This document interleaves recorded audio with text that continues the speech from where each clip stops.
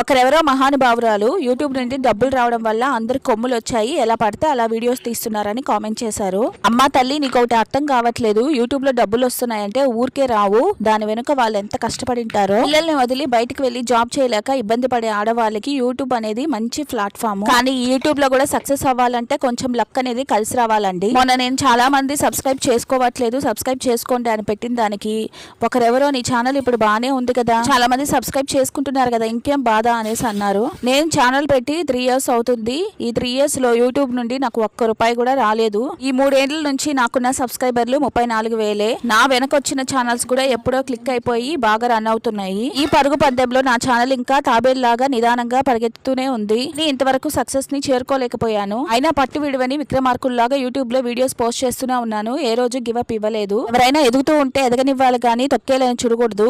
మీరేమంటారు? ఈ వీడియో నచ్చితే లైక్ చేయండి. Tata, by by.